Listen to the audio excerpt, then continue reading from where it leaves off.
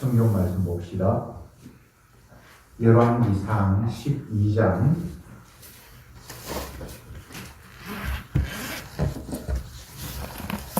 열왕기상 12장 25절부터 마지막 절까지 보도록 하겠습니다.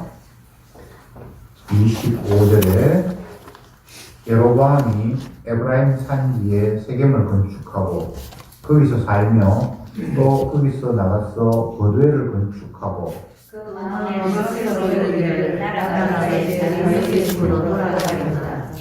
만일 이 백성이 예루살렘에 있는 여호와의 전에 제사를 드리고자 하여 올라가면 이 백성의 마음이 유다 왕된 그 주 로보암에게로 돌아가서 나를 죽이고 유다 왕 로보암에게로 돌아가리라 하고 우리의 계획하고 그 성안을 만들고 우리에게 말하기를 너희가 다시는 예루살렘에 올라갈 것이 없도다. 이스라엘아, 이는 너희를 애굽 땅에서 인도하여 올린 너희 신이라. 하나는 베델에 두고 하나는 단에 둔지라. 이 죄가 되었으니 이는 백성들이 단을 가져가서 그 하나에게 순례합니다. 저가 또 산당들을 짓고 레위 자손 아닌 보통 백성으로 제사장을 삼고 8월 그달 15일로 절기를 정하여 유다의 제물을 불쌍하게 하고 단에 올라가되 베델에서 그와 같이 행하여 그 만든 송아지에게 제사를 드렸으며 그 지은 산당의 제사장은 베델에서 세웠더라.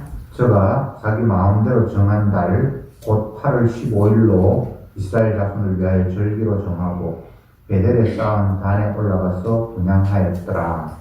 아멘. 솔로몬이 죽고 난 이후 그 나라가 솔로몬의 아들 로보암에게는 두 지파만 그를 왕으로 섬긴다고 하고 나머지 10지파는 다른 사람 여로보암에게 따르고 그를 왕으로 세워서 나라가 분열되었다는 것까지가 지난주의 말씀이었습니다. 여로보암이 이제 10지파를 다스리고 있는데 오늘 본문을 보면 뭔가가 불안한 그런 마음을 가지고 있는 것 같아요. 그래서 자기가 원래 그 사람이 에브라임 지파 사람인데 그 자기 동네에 왕궁 같은 성을 건축하고 또 다른 데 건축하고 이렇게 하면서 점점 이제 자기의 불안의 요소들을 인간적인 어떤 방법으로 해소해 보려고 노력을 하는 가운데 어떤 일이 또 발생이 되는고 하면 이스라엘 백성들이 성전이 있는 예루살렘에 가서 하나님께 제사를 드리고 절기가 되면 그쪽으로 간단 말이죠. 그러니까 그쪽으로 자꾸 가다가 결국은 그쪽에 있는 로보암을 왕으로 생각을 하고 나를 왕으로 인정하지 않으면 내가 위험에 처하겠다. 그런 불안감이 들어서 예루살렘 성전까지 가서 제사 드릴 필요가 뭐가 있냐. 우리 이 북쪽 이스라엘 지역에도 성전을 만들면 되지 하면서 자기 마음대로 북쪽 지역에 베델과 단, 북쪽 지역 중에는 조금 아래 위치와 높은 위치에 두 곳의 성전을 마음대로 이제 세우고 제사장도 아닌 레위지파 사람도 아닌 사람을 일반인을 시켜서 너 제사장 해 그렇게 하고 절기도 원래 정통적으로 내려왔던 그 절기 뭐 6월절이라든지 초막절이라든지 이런 절기가 있는데 그것과 전혀 상관이 없이 그와 비슷하게 8월 15일 날 절기를 만들어서 이제 북쪽 나름대로 하나님께 제사 드린다고 분향을 하고 하는 이런 사태까지 벌어지는 모습이 오늘 본문에 기록되고 있습니다. 여로보암이 왜 불안해 할까요? 하나님의 약속을 믿지 못한 이죠. 여로보암이 왕이 되겠다고 한 번도 스스로 노력한 적은 없습니다. 그냥 솔로몬의 신하로서 열심히 일했고, 그런데 하나님께서 솔로몬이 범죄한 것을 벌하기 위해서 솔로몬의 충실한 신하 한 사람에게 선지자를 보내서 솔로몬이 우상도 섬기고 내가 원하는 대로 율법도 지키지 않고 하니까 이 나라를 내가 불로 쪼개겠다, 나누겠다.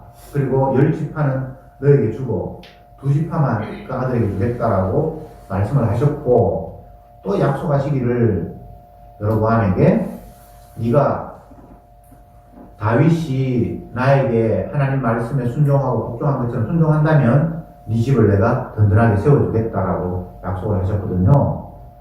그런데 그 약속대로 열심히 하나님의 말씀에 순종하고 겸손한 마음으로 북쪽 이스라엘 백성들 10지파를 잘 다스렸으면 뭐 별 문제가 없는데 자꾸 인간적인 생각이 드는 거예요.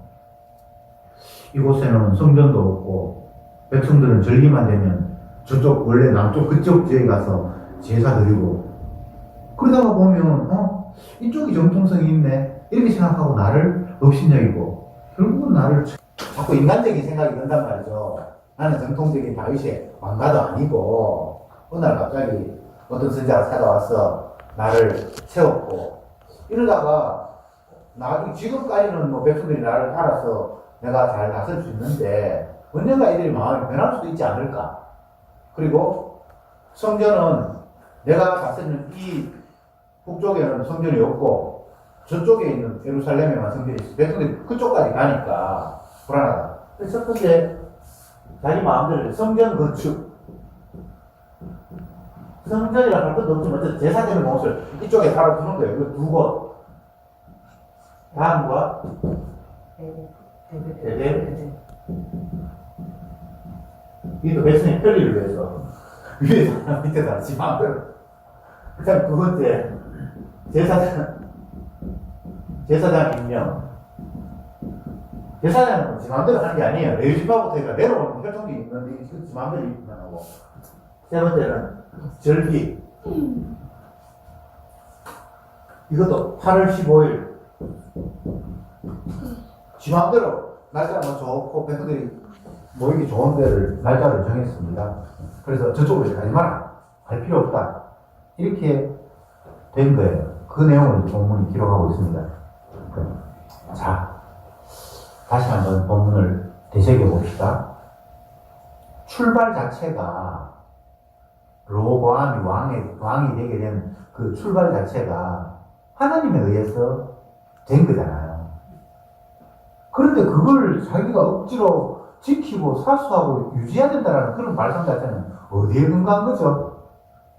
하나님의 은혜가 시작이 은혜로 출발을 했다라면 쭉 그 은혜의 바탕으로 해서 가면 되는데, 그게 자기 생각이 개입되고 자기의 욕심이 개입되고 자기의 불안을 해소할 수 있는 어떤 방법들을 스스로 고안하고 이렇게 하다 보니까 하나님의 의도하신 것과는 달라져 버린 그런 사태가 되어버렸어요.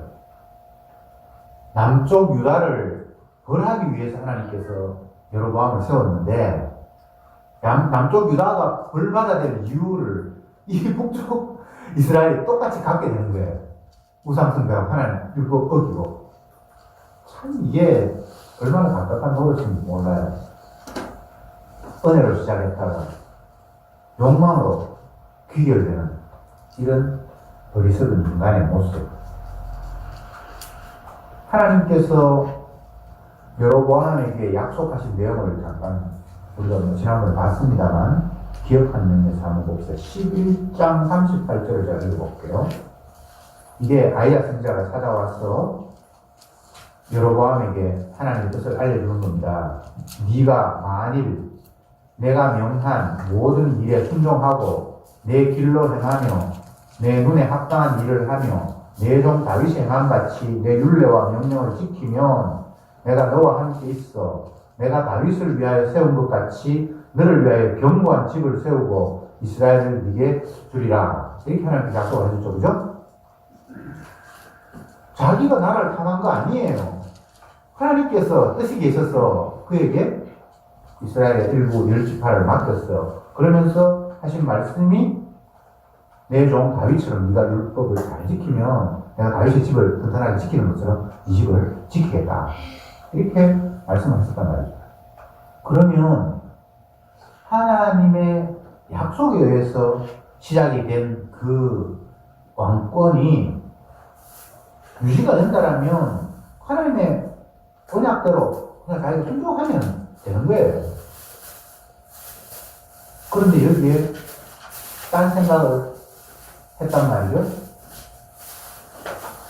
예루살렘 성에는 성전이 있고 이 북쪽 지역에 사는 나를 지지하는 백성들마저도 절기가 되어서 남쪽 지역으로 와서 제사를 드리고 예배를 드리고 그건 문제가 없을 수도 있는데 거기서부터 이제 머리를 굴리기 시작하는 거예요.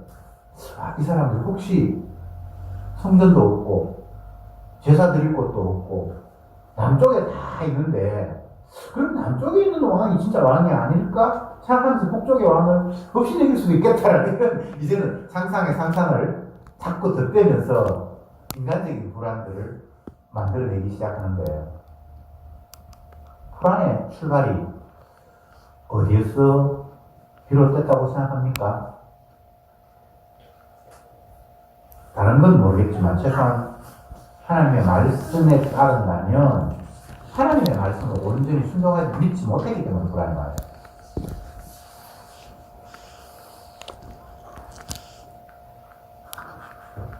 재산이 많은 사람들이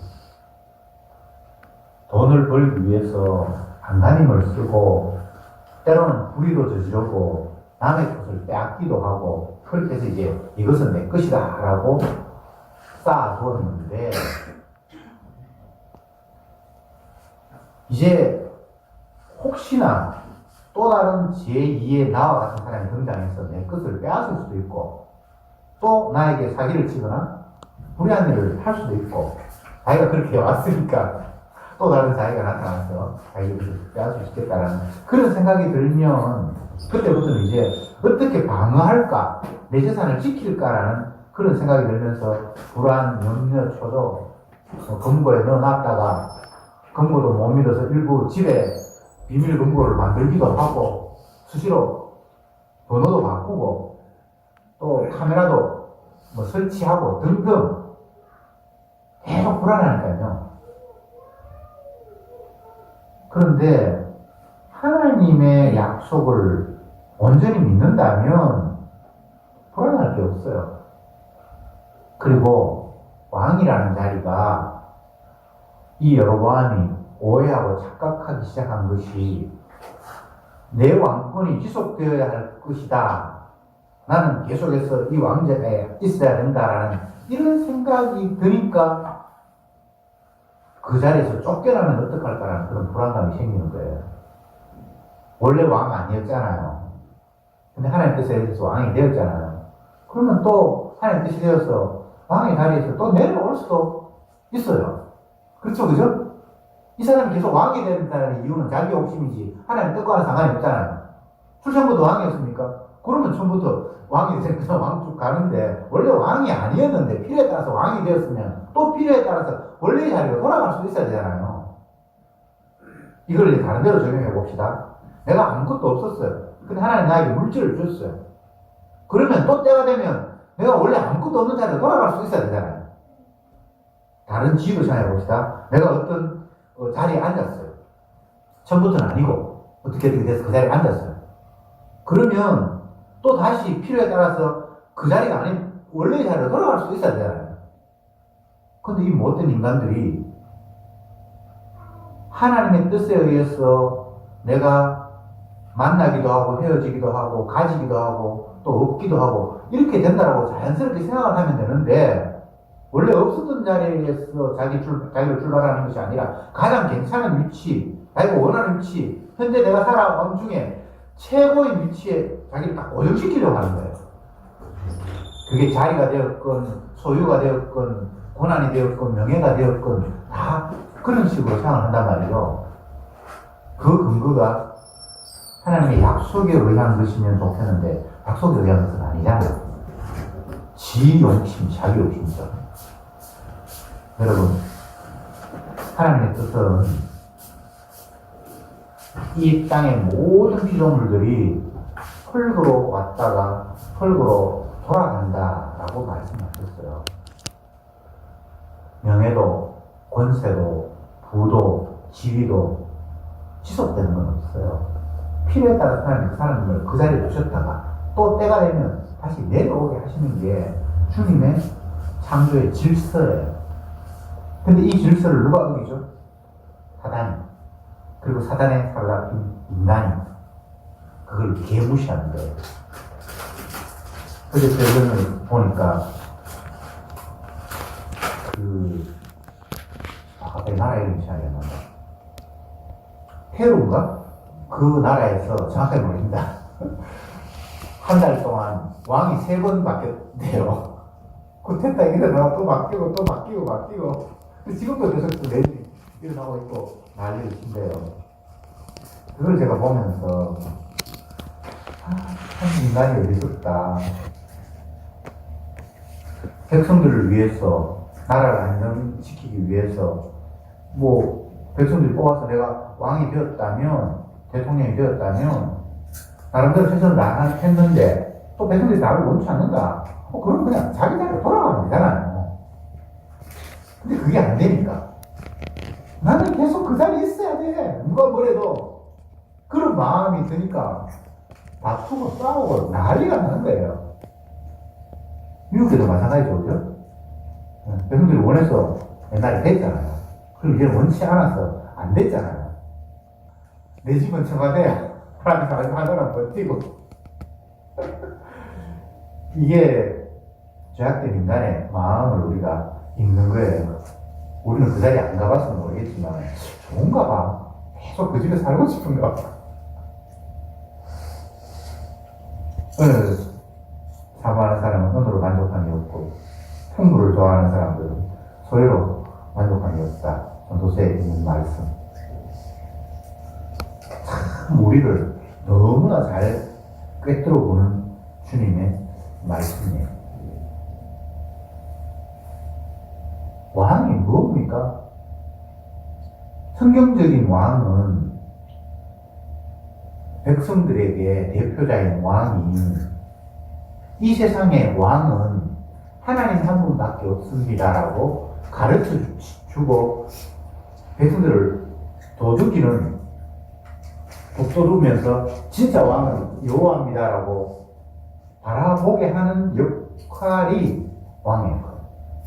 너희들 내 따라 내가 최고야 라고 억압하고 위협하고 강제로 끌고 가는 그런 자리가 왕이 아니고요.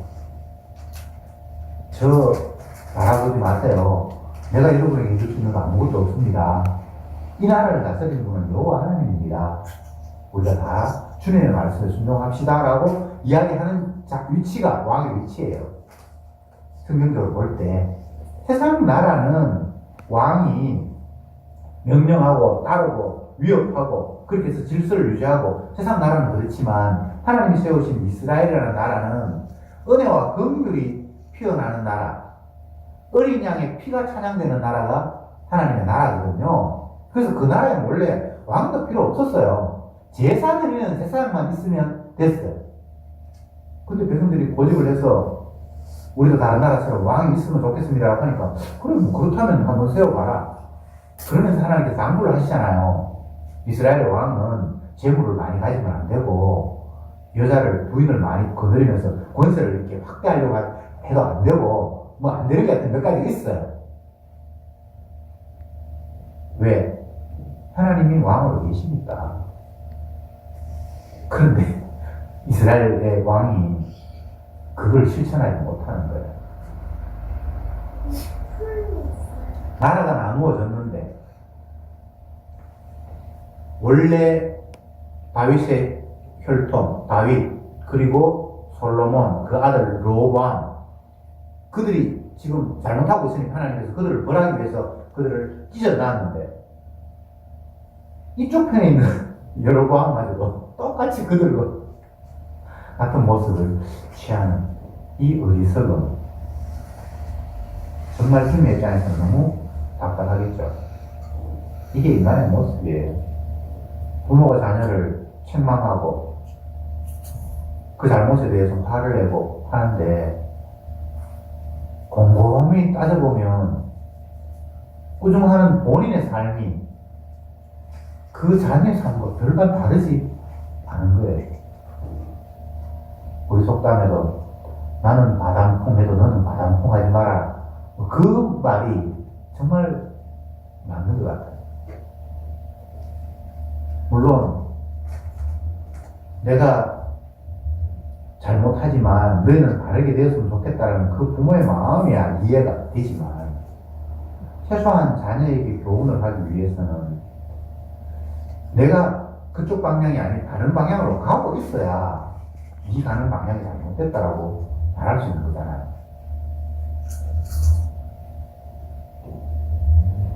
주님께서 십계명에서 네 부모를 공경하라 라고 말씀을 하시는 배경이 있는데 이유 없이 자녀에게 부모를 공경하라고 하지 않았어요. 너 낳아줬으니까 공경해. 너 이렇게 키워줬으니까 공경해. 이런 식의 목적 때문에 자녀에게 부모를 공경하라고 말하지 않았어요. 세상에 윤리는 뭐 공자는 그런 낳아줬으니까 효도하라 이런 말을 하고 있는데 성경은 그렇게 말하지 않았어요. 근거가 전혀 다른 곳에 있어요. 어디에 근거를 두고 있는 거 하면 이스라엘 백성들이 애굽에서 탈출해서 나왔잖아요. 그래서 광야에서 수많은 일들을 겪었죠.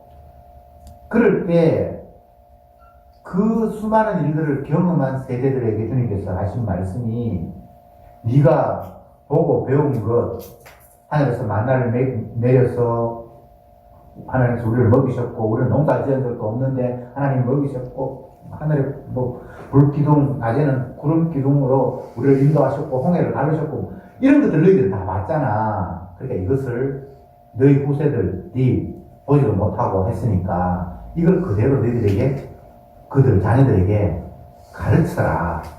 그렇게 말씀해 놓고 자녀들에게 하신 말씀이 네 부모를 공경하라고 이렇게 했어요. 그게 부모 공경의 근거예요. 낳아줬으니까 이렇게 키워줬으니까 공경해. 이거는 산술적인 계산이고 요즘 맨날 그런 이야기 하잖아요. 내가 네 키우느라고 몇 억 들었는데 그건 부모 공경의 근거가 아니에요. 성경적인 아니에요. 그거는 자본주의의 논리예요. 공자처럼 낳아줬으니까 효도해야지. 그것도 성경적인 근거가 아니에요. 부모를 공경하라는 말은 네 부모가 하나님의 그 입체적인 언약의 말씀을 온몸으로 다 경험했다. 그리고 그가 경험한 하나님을 네게 가르칠 때에 그 말에 너는 따라야 돼 라는 게 부모 공경의 이유예요. 효도하고 다릅니다. 경제적인 원리를 따지는 게 아니에요.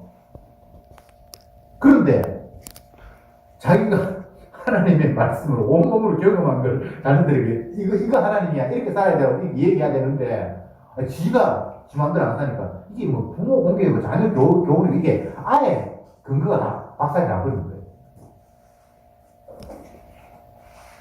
나는 주님의 말씀을 두려워하거나 공경하는 마음이 전혀 없으면서 자녀에게 해. 그건 뭐 말이 안 맞잖아요. 그건 부모도 아니에요. 성경대로 보면.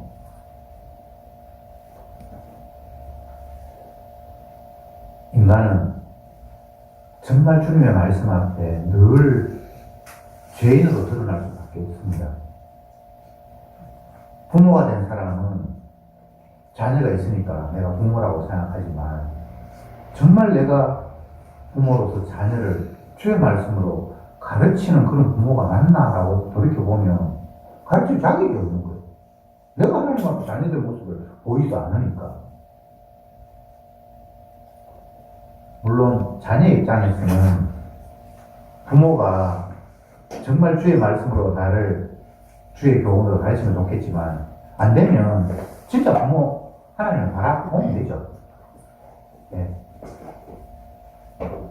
어쨌건 성경 말씀은 얼마나 인간이 나약하고 주님의 말씀과는 동떨어진 삶을 살고 있는가라는 것을 거듭 확인시킵니다. 오늘 본문에 보면 여로보암이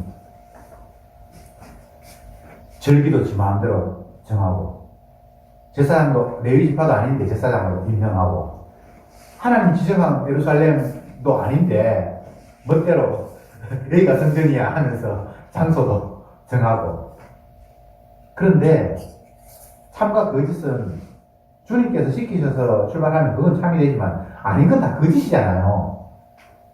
그런데 주님께서 말씀도 하지 않은 걸 가지고 인간적인 방법으로 뭔가를 하다 보니까 막 모든 게 다 거짓이에요. 근데 거짓의 핵심이 여기도 있어요. 이게 다 거짓인데 흉내내기 지나지 않는데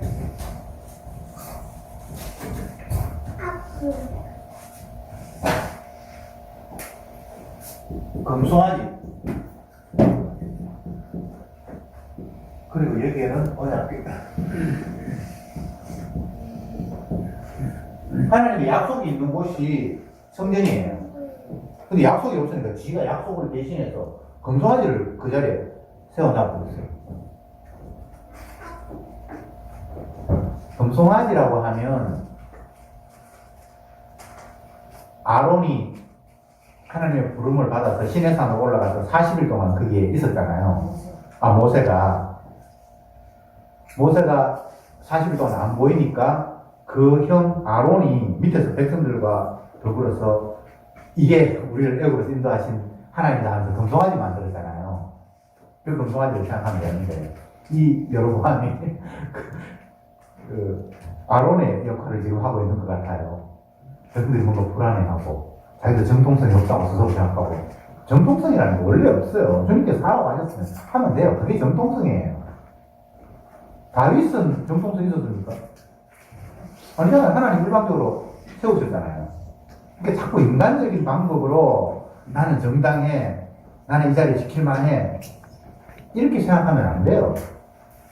주님이 그 자리에 앉게 하셨으면 하나님께서 하신 일이고 또 그만두라고 하면 그것도 주님께서 하신 일이고 뭘 지속시켜야 된다는 그런 말씀 자체가 하나님 뜻과는 상관이 없어요. 올 때가 있고 웃을 때가 있고 만날 때가 있고 헤어질 때가 있고 만났어. 나는 영원히 안 헤어져야 돼. 그건 마귀의 말상이에요. 주님은 자기 하시는 일을 위해서 이 사람을 이렇게도 활용하시고 저렇게도 활용하시고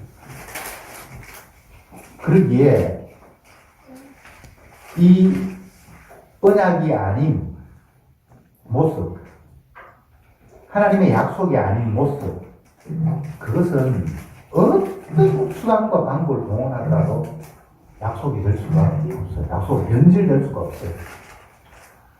아니 나라는 나누었어요. 근데 하나님이 성전도 나누었습니까? 그건 아니잖아요. 그러면 그냥 자기 북쪽 백성이 자기의 통치를 받고 성전은 저쪽에 있어. 절기가 됐어. 그러면 가면 돼요. 그 이상을 생각할 필요가 없어요. 그들이 마음이 변신해서 나의 정통성을 부정하고 나를 죽이면 어떡할까? 그런 걸 왜 생각합니까? 우리 표현에 사서 고생한다 이런 말이 있어요. 아직 일어나지도 않았는데 그렇게 될 확률도 별로 없는데 계속 그런 걸 궁리하면서 이런 일이 벌어지면 어떡할까라고 밤에 잠 못 이루는 그런 경우가 굉장히 많죠. 그게 다 하나님의 약속을 못 믿어서 마귀가 주는 그런 반언약적인 생각이 나를 장악하기 때문에 일어나는 현상이에요. 그 자리를 잃으면 어떡할까? 주님이 이렇게 하시면 이러면 되죠. 왜 내가 그 자리에 계속 있어야 되는데요? 그건 도대체 어디에서 근거한 건데요? 마귀가 심어진 거거든요. 그거 뭐 또 영원한 거 없습니다. 최근에 텔레비전 보니까 남진 씨가 새로 신곡 만들어서 은빛 청춘이 어쩌고 오빠가 어쩌고 그런 노래 가사가 있어요. 그거 보면서 그 사람이 75세인가 6세인가 그렇게 했다는데 계속 옛날 저 푸른 초원이에 부르했던 그런 그 젊은 시절을 놓치기 싫어하는 같은 그런 느낌. 그걸 제가 받았어요. 늙었으면 또 늙은 대로 그냥 받아들이면 되잖아요. 굳이 그 젊었을 때, 총각 때, 골반 튼튼해서 골반 흔들 때, 그 모습을 왜 지금 늙어서 골반을 흔듭니까? 뭔가 안 어울리잖아요. 20대 골반 흔들 때하고 75세 해가지고 골반 흔들면 되게 추하거든요. 그렇지 않습니까? 무엇이든 지속하려고 하는 그 마음 자체가 반은약적이에요. 주님은 바꾸시려고 하는데 나는 안 바뀌려고 하는 이게 자체가 반은약적이에요. 물이 흘러가듯 주님의 말씀에 또 내려가면 돼요. 그보다 더 간단하고 쉬운 게 없어요. 근데 자꾸 거스르게 하는데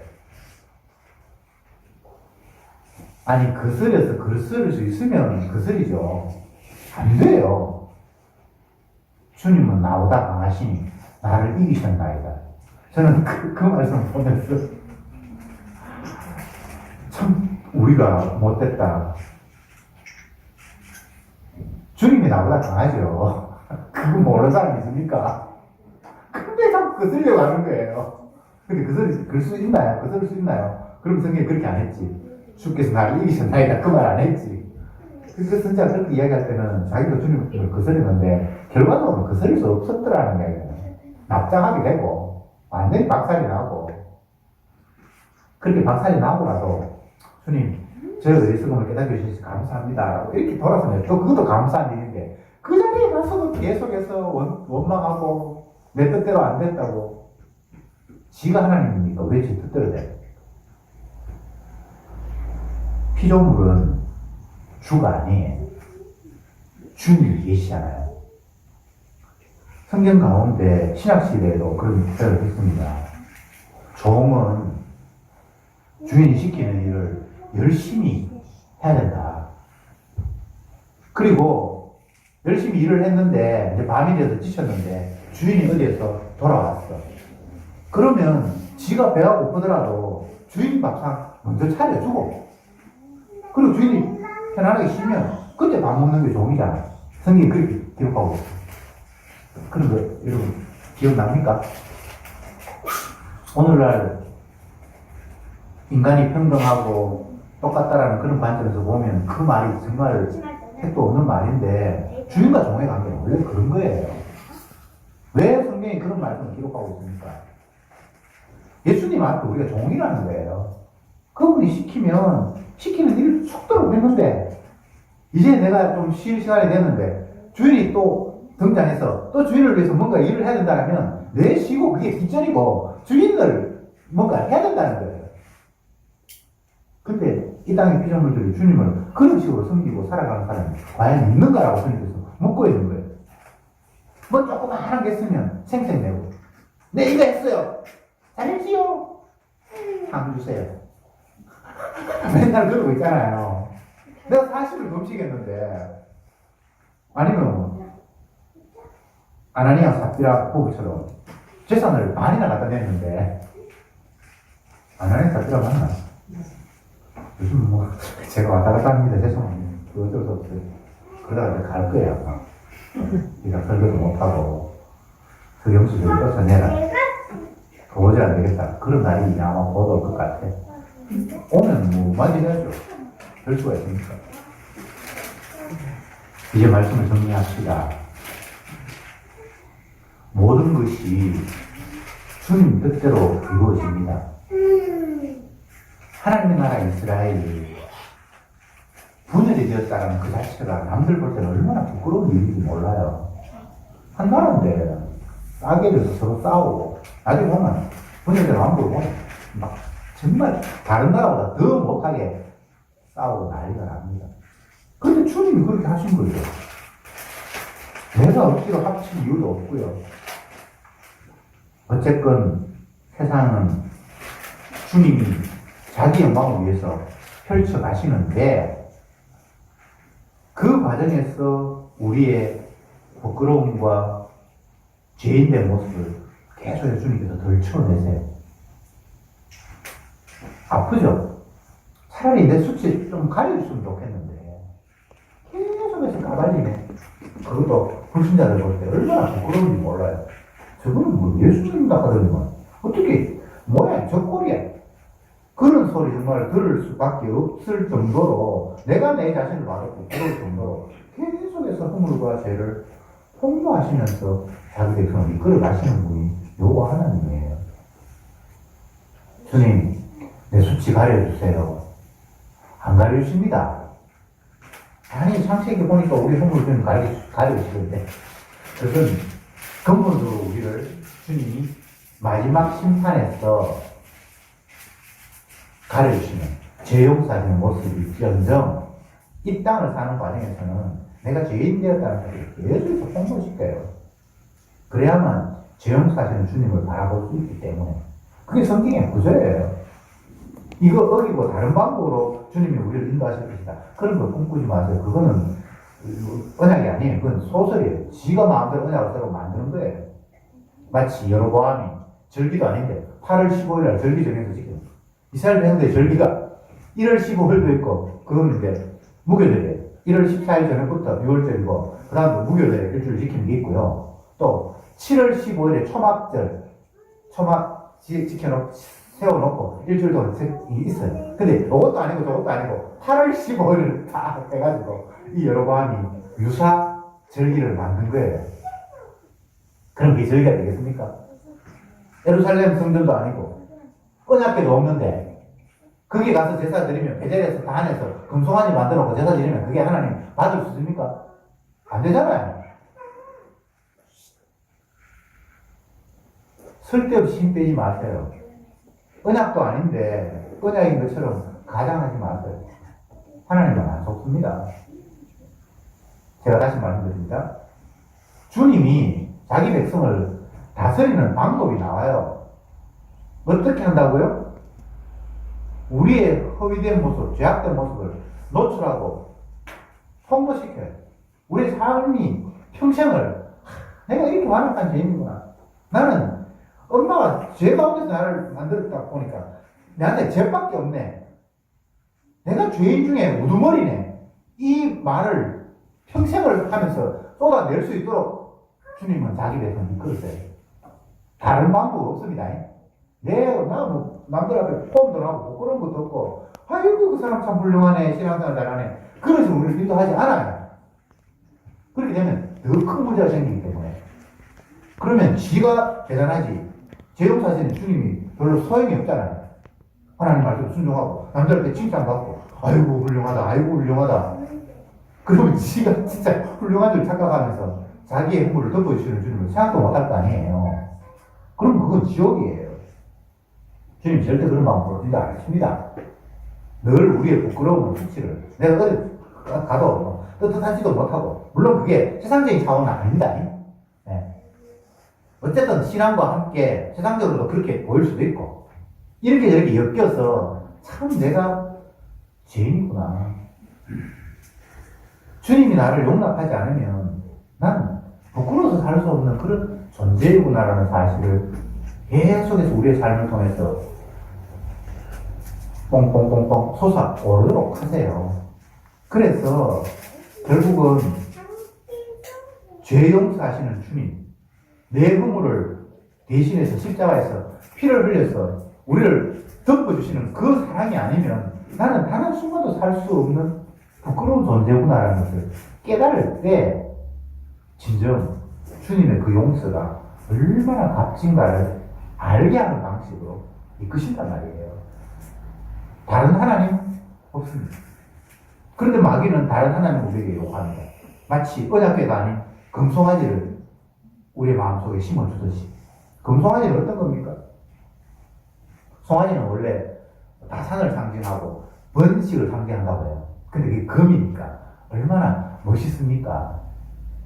근데 주님은 그런 식으로 인도하는 게 아니에요. 우리의 것을 빼앗아요. 내 욕심을 빼앗고, 내가 지키고 싶은 나를 빼앗고, 나의 가리고 싶은 수치를 오히려 폭로하면서 죄인으로 나를 만드시고.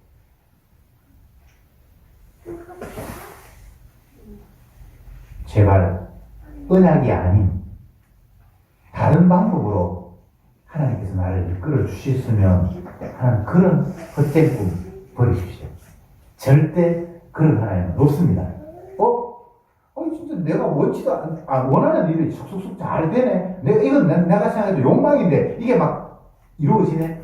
만약 그런 일이 발생하더라도 마귀가 나를 지금 멸망의 길로 인도하고 있다라고 그렇게 보면 그게 성경적입니다. 여러분, 말씀 앞에 죄인이 되십시오. 죄인 된다라는 말이 어폐가 있는데 죄인인 줄 깨달으십시오. 그리고 죄 용서하시는 주님의 그 능력을 감격하면서 바라보십시오. 그게 주님을 사랑하는 주님 백성의 삶입니다. 기도합시다. 주님, 이 시간도 저들에게 말씀을 통해서 우리가 얼마나 하나님을 사랑하는 것이 아닌 내가 하나님이 되어 살아가는가를 다시금 돌이켜보았습니다. 내 뜻 이루려고 하는 이 교만함을 꺾어주시고 내 뜻대로 마옵시고 아버지 뜻대로 되기를 원합니다 라고 기도하셨던 예수님의 그 기도가 우리의 삶의 현장 속에서 날마다 반복되게 하옵소서. 그래서 온전히 죄인된 우리를 용서하시고 덮어주시는 주님의 희생만이 높이 자랑하는, 드러나는 그런 삶으로 저들을 이끌어 주옵소서. 예수님의 이름으로 기도드립니다. 아멘.